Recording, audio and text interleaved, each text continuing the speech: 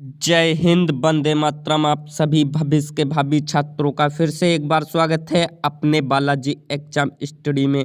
आज आप लोगों के लिए संपूर्ण निचोड़ अलंकार से कोई भी टॉपिक कभी भी आपका कभी भी गलत नहीं होगा, ये मैं चैलेंज कर सकता हूं। आप यदि 10 मिनट की वीडियो कंसंट्रेशन के साथ देख लें तो मैं चैलेंज या दावा कर सकता हूं आपके 10 मिनट में आपकी मुट्ठी में सेट करने वाला हूं अलंकार का पूरा टॉपिक। चलिए करते हैं वीडियो को स्टार्ट। फर्स्ट दिया गया है अलंकार, तो मैं अलंकार की बिल्कुल बेसिक से आपकी नींव पक्की चलूंगा। अलंकार की परिभाषा क्या होती है दोस्तों? अलंकार की परिभाषा क्या होती है? देखो, काव्य की शोभा बढ़ाने वाले तत्वों को अलंकार कहते हैं। क्या कहते हैं? काव्य की शोभा बढ़ाने वाले तत्वों को अलंकार कहते हैं। अलंकार कितने प्रकार के होते हैं तो मैं बताऊं। अलंकार 2 प्रकार के होते हैं। कौन कौन से? शब्दालंकार होता है और अर्थालंकार होता है। कितने? 2, शब्दालंकार और अर्थालंकार। चलिए अब इनके बारे में देख लेते हैं। शब्दालंकार कितने प्रकार के होते हैं और अर्थालंकार कितने प्रकार के होते हैं। चलिए नेक्स्ट स्लाइड आ चुकी है आपके सामने। शब्दालंकार क्या होते हैं तो मैं कह सकता हूँ, जहाँ पर शब्दालंकार 3 प्रकार के होते हैं, जहाँ पर शब्द के आधार पर जो रचे जाते हैं वो शब्दालंकार होते हैं। कौन से 3 प्रकार के होते हैं? फर्स्ट होता है अनुप्रास, फिर होता है यमक, फिर होता है श्लेष। आपको याद रखना है कितने 3 प्रकार के होते हैं? अनुप्रास, यमक और श्लेष। अब हम देख लेते हैं अब अर्थालंकार कितने प्रकार के होते हैं। तो अर्थालंकार मैं बताने वाला हूँ आपको। अर्थालंकार 9 प्रकार के होते हैं। कितने? 9 मैं बताने वाला हूँ। अर्थालंकार 9 प्रकार के होते हैं। कौन कौन से होते हैं चलो देख लेते हैं बिल्कुल बेसिक से। पहला होता है उपमालंकार, दूसरा रूपक अलंकार, तीसरा उत्प्रेक्षा अलंकार और चौथा अतिशयोक्ति अलंकार। कितना? चौथा अतिशयोक्ति अलंकार। चलिए अब बाकी जो बच्चे गए 2, 4, 5 बच्चे वो नीचे स्लाइड में देख लेते हैं। 4 हो गए और 5 नीचे हैं तो नीचे से देख लेते हैं। कौन सा है 5वां? अतिशयोक्ति अलंकार। अतिशयोक्ति ऊपर भी आ गया, चलो कोई बात नहीं है। अतिशयोक्ति अलंकार, विभावना, भ्रांतिमान और संदेह। यहाँ पर संदेह होगा दोस्तों, टाइपराइटर से थोड़ी सी मिस्टेक हो गई है तो आपको यहाँ पर सही कर लेना है। यहाँ पर संदेह होगा। संदेह अलंकार नमा है मानवीकरण अलंकार। चलो अब इन सभी को बेसिक से देख लेते हैं, एक एक अलंकार को परिभाषा एवं उदाहरण सहित। चलिए तो पहला हमारा है अनुप्रास अलंकार। शब्दालंकार का पहला अनुप्रास अलंकार। अनुप्रास अलंकार क्या होता है दोस्तों? मैं आप लोगों के लिए बिल्कुल बेसिक से बताऊंगा, क्योंकि आपको थोड़ा सा टाइम जरूर लूँगा लेकिन सटीक बताऊंगा। जहाँ पर वर्णों की क्या है? जहाँ पर वर्णों की क्या? वर्ण आपको याद रखना है। जहाँ पर वर्णों की आवृत्ति कैसे बार बार हो, वहाँ पर क्या होता है? अनुप्रास अलंकार होता है। क्या होता है? अनुप्रास अलंकार होता है। जहाँ पर वर्ण की आवृत्ति, जैसे कि कोई वर्ण है हमारे लिए, क्या है? वर्ण। जैसे ता कोई वर्ण है, क्या है? ता। तो तरनी, तनुजा, तट, तमाल, तरवर, नीतर, बहुछाये, यानी कि मैंने उदाहरण भी लिया गया है। क्या ये उदाहरण देख रहे हैं आप? ये उदाहरण तरनी, तनुजा, तट, तमाल, तरवर, बहुछाये, मतलब यहाँ पर क्या है? ता की आवृत्ति बार बार है। अब देखिए, जहाँ पर वर्णों की आवृत्ति, मैंने क्या बताया ऊपर? जहाँ पर वर्णों की आवृत्ति बार बार हो वहाँ पर क्या होता है? अनुप्रास अलंकार होता है। तो आप बताइए, यहाँ पर ता आ रहा है, यहाँ ता आ रहा है, यहाँ ता आ रहा है, यहाँ भी ता आ रहा है, यहाँ भी ता आ रहा है, तो मैं कह सकता हूँ जहाँ पर वर्ण की आवृत्ति बार बार हो वहाँ पर अनुप्रास अलंकार होता है। चलिए नेक्स्ट देख लेते हैं। नेक्स्ट उदाहरण है शब्द अनुप्रास अलंकार का है, ठीक है। देखिए यहाँ पर क्या है? जहाँ पर रा की आवृत्ति बार बार है, क्या? रा की। रघुपति, राघव, राजा, राम, तो मैं कह सकता हूँ यहाँ पर अनुप्रास अलंकार है। यदि आपको आपकी परीक्षा में कोई ऐसा उदाहरण मिले जहाँ पर वर्ण की आवृत्ति बार बार हो तो वहाँ पर अनुप्रास अलंकार होगा। आंखें बंद करके मार देना दोस्तों, आपका आंसर 100% सटीक और सही होगा और आपका 1 नंबर क्लियर हो जाएगा। चलिए हम कह सकते हैं कि आपका अनुप्रास अलंकार बिल्कुल आपके दिमाग में सेट हो गया होगा। अब चलिए नेक्स्ट देख लेते हैं यमक अलंकार। यमक अलंकार क्या होता है? देखिए यमक अलंकार पे आ चुके हैं हम, बिल्कुल बेसिक से समझाएंगे। और आप यदि आप हमारे चैनल पर पहली बार हैं तो लाइक और सब्सक्राइब जरूर कर लें।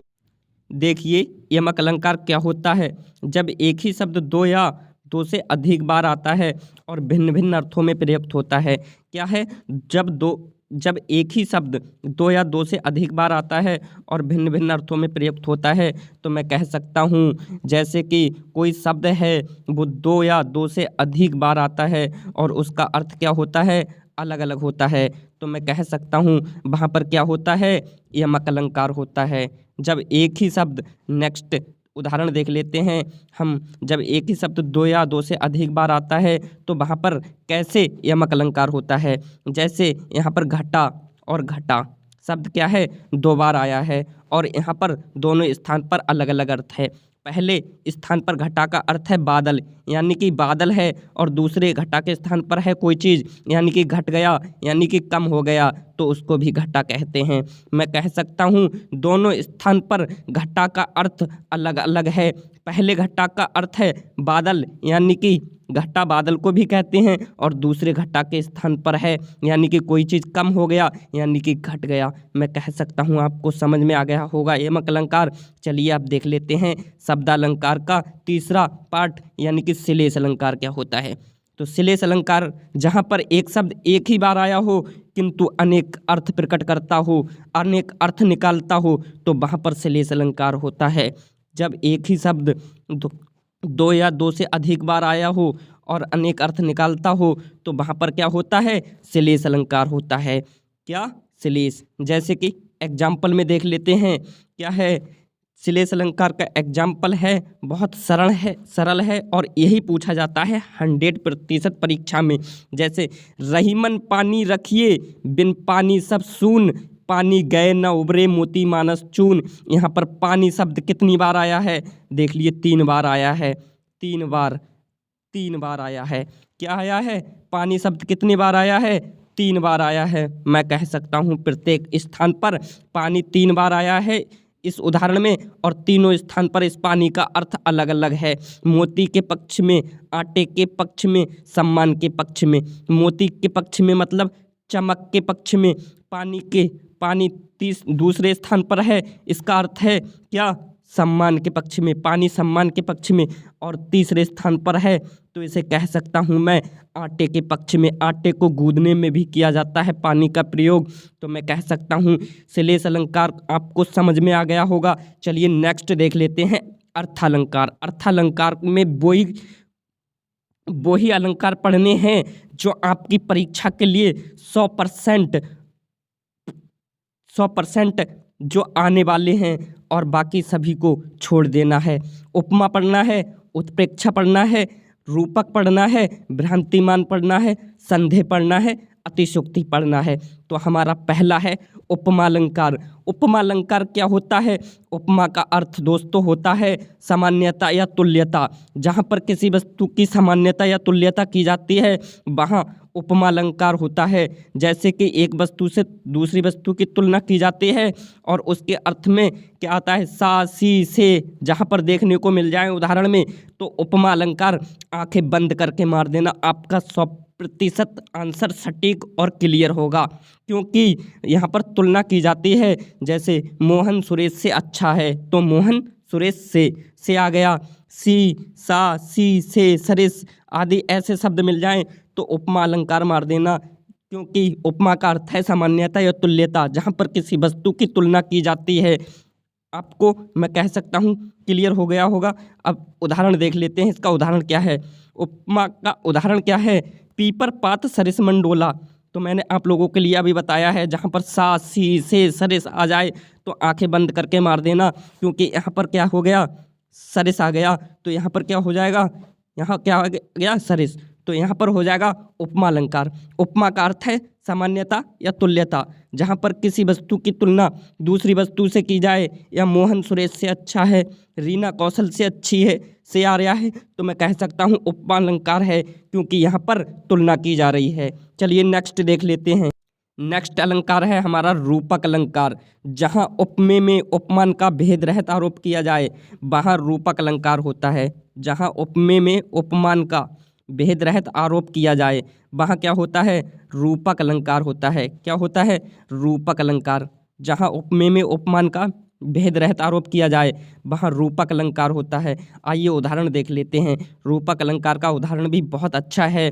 उदित उदयगिरि मंच पर रघुवल बात पतंग विकसेशन सरोज सब हर्षे लोचन भ्रंग। उदित उदयगिरि मंच पर रघुवर बाल पतंग विकसे संत सरोज सब हर्षे लोचन भ्रंग। उस समय का वर्णन किया गया है जैसे ही रामचंद्र जी मंच पर गए धनुष तोड़ने के लिए और उन्होंने धनुष को तोड़ा, वैसे ही जो सभी ऋषि मुनि थे वो सभी हर्ष से उल्लास से खुश हो उठे। उस समय का वर्णन किया गया है इस उदाहरण में। मैं कह सकता हूँ आपको रूपक अलंकार यहाँ से सटीक और क्लियर हो गया होगा, क्योंकि उदित उदयगिरि जैसे ही रामचंद्र जी मंच पर गए वैसे ही उन्होंने धनुष को तोड़ा और सभी जो ऋषि मुनि वहाँ पर बैठे थे, उनके गुरु बैठे थे, वो सभी खुशी से कतई बिल्कुल कैसे हो गए? उनके लोचन भ्रंग हो गए, यानी कि बहुत खुश हो गए। चलिए देख लेते हैं नेक्स्ट अलंकार, उत्प्रेक्ष अलंकार। उत्प्रेक्ष अलंकार क्या होता है? उत्प्रेक्ष अलंकार जहाँ उपमेय में उपमान की संभावना की जाए। अभी क्या हो रहा है? जहाँ उपमेय में उपमान का भेद रहित हो रहा था रूपक में, लेकिन यहाँ क्या हो रही है? संभावना। तो मैं कह सकता हूँ जहाँ उपमेय में उपमान की संभावना की जाए वहाँ उत्प्रेक्ष अलंकार होता है। जहाँ उपमेय में उपमान की संभावना की जाए वहाँ उत्प्रेक्ष अलंकार होता है। आइए इसका भी उदाहरण देख लेते हैं। कैसा उदाहरण है? चमचमात चंचल नयन बिच घूंघट पट छीन मानो सूर सरिता विमल उछरत जुगमीन। चमचमात चंचल नयन बिच घूंघट पट छीन मानो सूर सरिता विमल उछरत जुगमीन। कितना अच्छा उदाहरण है। चमचमात चंचल नयन बिच घूंघट पट छीन मानहु सूर सरिता विमल उछरत जुगमीन। दोस्तों यहाँ से एक छोटी सी ट्रिक बताऊंगा।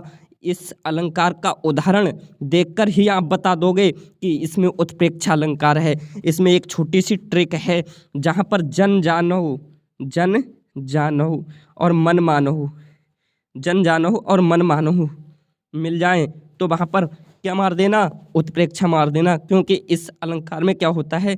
जन जानहु और मन मानहु। देखो यहाँ पर मानहु होना चाहिए था, लेकिन यहाँ पर क्या हुआ है? मानव लिख गया है। यहाँ बा नहीं होना चाहिए, मानहु होना चाहिए था, लेकिन बा हो गया है। मिस्टेक से आपको सही कर लेना है। आपको मैं एक बात बताना चाहूँगा, आप अपने हाथ के नोट को ज़रूर मेंटेन कीजिएगा, क्योंकि हमें अपने हाथों का लिखा हुआ कुछ ही पल में याद हो जाता है। इसलिए अपने नोट्स ज़रूर बनाएं, अपने हाथों से ज़रूर नोट्स बनाएं। मैं आपको यही राय दूंगा कि अपने हाथों से नोट्स को ज़रूर मेंटेन करिएगा, क्योंकि हमें बाद में देखने पर ही याद हो जाते हैं वो। चलिए नेक्स्ट क्वेश्चन देख लेते हैं। संधेय अलंकार। संधेय अलंकार क्या होता है? संधेय अलंकार बहुत अच्छा अलंकार है। चलिए ये तो 100% यही पूछा जाता है। संधेय और भ्रांतिमान और अतिशयोक्ति अलंकार, ये 3 अलंकार तो बहुत मोस्ट इम्पोर्टेंट हैं। वो पूछे जाते हैं तो पूछे जाते हैं, और ये तो 100% पूछे जाते हैं। जहाँ किसी वस्तु की सामान्यता अन्य वस्तु से दिखाई पड़ने से यह निश्चित न हो पाए कि यह वस्तु वही है या अन्य, तो वहाँ संधेय अलंकार होता है। चलिए मैं समझाता हूँ संधेय अलंकार क्या होता है। संधेय अलंकार होता है जहाँ किसी वस्तु की सामान्यता अन्य वस्तु से दिखाई पड़ने से यह निश्चित न हो पाए कि यह वस्तु वही है या अन्य, तो वहाँ संधेय अलंकार होता है। कैसे? देखो एक रस्सी पड़ी है और उसमें संदेह हो रहा है कि ये रस्सी है या सरप। इसमें स्पष्ट ही नहीं हो पा रहा है ये रस्सी है या सरप, तो वहाँ पर संदेह अलंकार होता है, क्योंकि यहाँ संदेह बना पड़ा है कि ये रस्सी है या सरप, हमें निश्चित ही नहीं हो पा रहा है, तो संदेह अलंकार होता है। चलिए अब हम एग्जाम्पल से समझ लेते हैं। एग्जाम्पल से आप समझ जाएंगे। नेक्स्ट एग्जाम्पल है और बहुत अच्छा एग्जाम्पल है, आपको इसमें इंटरेस्टेड आएगा। देखो संदेह अलंकार का एग्जाम्पल बहुत अच्छा लिया गया है। देखो सारी बीच नारी है कि नारी बीच सारी है, कि सारी ही की नारी है कि नारी बीच की सारी है। इस अलंकार में आपको मैं कह सकता हूँ, आपको अभी तो कुछ समझ में नहीं आ रहा होगा, लेकिन मैं जब बेसिक से समझाऊंगा तो आपको समझ में आ जाएगा। जैसे किसी की शादी हुई और वो ससुराल गया, नई नई शादी हुई है, तो वो स्पष्ट ही नहीं कर पा रहा है कि मेरी ये साली है या घरवाली है। तो मैं कह सकता हूँ यहाँ पर संदेह बना पड़ा है कि उसे स्पष्ट ही नहीं हो पा रहा है कि ये साली है या घरवाली है। तो यह क्या है? संदेह है। यहाँ पर संदेह बना पड़ा रहा है क्योंकि वो दोनों बहनें एक समान हैं, एक सी दिखने में है। तो मैं कह सकता हूँ यहाँ संदेह अलंकार है क्योंकि यहाँ संदेह बना पड़ा है। चलिए नेक्स्ट क्वेश्चन देख लेते हैं। नेक्स्ट है, बहुत अच्छा अलंकार है, भ्रांतिमान अलंकार। भ्रांतिमान अलंकार क्या होता है? संदेह में तो ये संदेह बना रहता है कि ये वस्तु रस्सी है या सरप, परंतु भ्रांतिमान में तो अत्यंत समानता के कारण एक वस्तु को एक वस्तु को दूसरी वस्तु मान लिया जाता है। ठीक है, वहाँ पर क्या होता है? भ्रांतिमान अलंकार होता है जहाँ पर अत्यंत समानता के कारण एक वस्तु को दूसरी वस्तु मान लिया जाता है। चलो उदाहरण में देख लेते हैं, ये ज़्यादा मोस्ट इम्पॉर्टेंट नहीं है, फिर भी मेरा फ़र्ज बनता है कि जो क्वेश्चन पूछे जाते हैं उन्हें करवाना।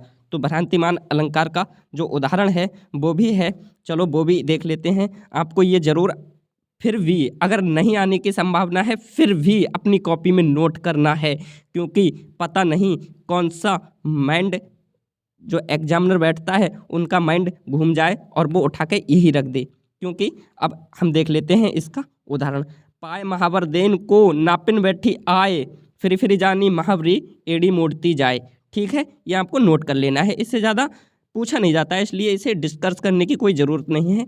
जो नेक्स्ट है ये बहुत इंपॉर्टेंट है, यही आने की संभावना रहती है 100%। मैं चैलेंज कर सकता हूँ, ये छोड़ दिया तो पूरे जितने पढ़े हैं वो सब बेकार हैं इसके बगैर। ये तो आपको ज़रूरी देखना है क्योंकि यही पूछा जाता है परीक्षा में बार बार। क्या है? अतिशयोक्ति अलंकार है, बहुत मोस्ट इम्पॉर्टेंट है, जहाँ पर बहुत बड़ा चढ़ाकर बात की जाती है, जैसे तिल का ताड़ बना दिया जाता है, वहाँ अतिशयोक्ति अलंकार होता है। जहाँ पर तिल का ताड़ बना दिया जाता है यानी कि बहुत ही बड़ा चढ़ाकर बात की जाती है, तो वहाँ पर अतिशयोक्ति अलंकार होता है। जैसे कि मैं एक उदाहरण लेना चाहूँगा, हनुमान की पूँछ में लगन न पाई आग, सारी लंका जर गई, गए निशाचर भाग। अभी भैया हनुमान की पूँछ में आग भी ना लग पाई है तो लंका कैसे जर जाएगी? कितनी बड़ा चढ़ाकर बात की गई है, जैसे कि तिल का ताड़ बना दिया हो। अभी तो हनुमान की पूँछ में आग भी नहीं लग पाई है, लंका कैसे जर जाएगी दोस्तों? तो मैं कह सकता हूँ, तो जहाँ पर बहुत बड़ा चढ़ाकर बात की जाती है वहाँ अतिशयोक्ति अलंकार होता है। 100% मार देना कतई आपका। जहाँ पर बहुत ही बड़े चढ़ाकर बात दिखती हो जिस उदाहरण में, तो वहाँ 100% मार देना, और मैं कह सकता हूँ वहाँ पर आपका आंसर सटीक होगा। अगर जहाँ पर बहुत ही बड़ा चढ़ाकर बात की जाती है तो वहाँ अतिशयोक्ति ज़रूर मार देना। दोस्तों यहीं पर वीडियो क्लोज करते हैं। अगर वीडियो आपको पसंद आई हो तो वीडियो को लाइक, सब्सक्राइब और शेयर करना बिल्कुल मत भूलिएगा। जय हिंद, वंदे मातरम। देश की नंबर 1 हिंदी रोज़ रात के 8 बजे पाने के लिए हमारे चैनल को सब्सक्राइब करें और बेल आइकन को प्रेस करें, जिससे आने वाली वीडियो का नोटिफिकेशन सबसे पहले मिले। जय हिंद, वंदे मातरम।